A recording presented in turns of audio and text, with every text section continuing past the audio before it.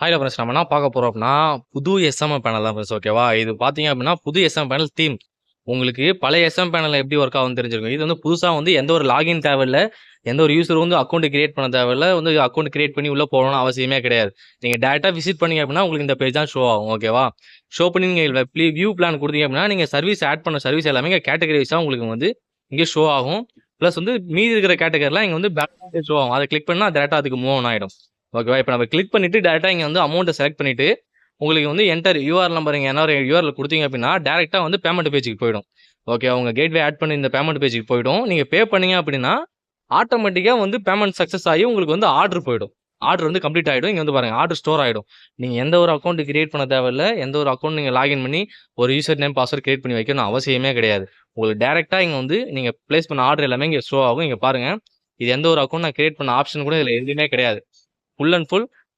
account create பண்ணணுன்ற அவசியமே கிடையாது எல்லாமே பர்ஃபெக்டாக ஒர்க் ஆகிற பிக்சர் பர்ஃபெக்டாக செட் பண்ணியிருக்கேன் ஸோ இந்த மாதிரி உங்களுக்கு எஸ்எம் பேனல் வேணும் அப்படின்னா கீழே கான்டாக்ட் கொடுத்துருப்பேன் கிளிக் பண்ணி பாருங்கள் இங்கே பேனர் அப்டேட் பண்ணுறதுலாம் இங்கே அட்மினில் பாருங்கள் ஓகேவா இங்கே பாருங்கள் அட்மினில் நீங்கள் வந்து பேனர் அப்டேட் பண்ணுறது அந்த சப்போர்ட்டுக்கு லிங்க் அப்டேட் பண்ணுறது எல்லாமே உங்களுக்கு எஸ்எம் செட்டிங்ஸ்லேயே கொடுத்துருப்பேன் நீங்கள் தீமும் சேஞ்ச் பண்ணிக்கலாம் இங்கே பாருங்கள்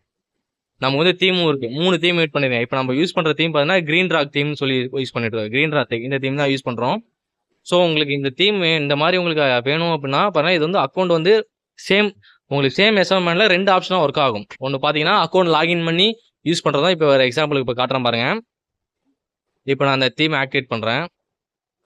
இப்போ பாருங்கள் நான் இந்த தீம் வந்து ஆக்டிவேட் பண்ணிடுறேன் ஓகேவா தீம் வந்து க்ரீன் ராக் தீம் ஆக்டிவேட் பண்ணிட்டேன் இப்போ நான் யூஆர்எல் என்ன பண்ணுறேன் நார்மல் யூஆர்எல் உங்களுக்கு தெரியாது நான் தான் நார்மல் யூஆர் ஓப்பன் பண்ணுறேன் நமக்கு பார்த்தா க்ரீன் ராக் தான் ஓப்பன் ஆகுது ஸோ இப்போ நான் என்ன பண்ணுறேன் தீமை வந்து நான் இதுக்கு சேஞ்ச் பண்ணுறேன் ஓகே சேஞ்ச் பண்ணிவிட்டு கலரை வந்து நான் இது normal colour orange colour check பண்ணி செட் பண்ணிடுறேன் செட் பண்ணிட்டு இப்போ நான் யூஆர்எல் என்ன பண்ணுறேன் யூஆர்எல் சேஞ்ச் பண்ணுறேன் யூஆர்எல் சேஞ்ச் பண்ணி ஓப்பனா இங்கே நார்மல் எஸ்எம் பேனல் ஓப்பன் ஆகிடும் ஸோ அதில் இருக்கிற மாதிரி சேம் டு சேம் உங்களுக்கு நார்மல் எஸ்எம் பேனல் ஓப்பன் ஆகிடும் இப்போ நான் மறுபடியும் இதை வந்து நான் சேஞ்ச் பண்ணிக்கிறேன் ஓகேவா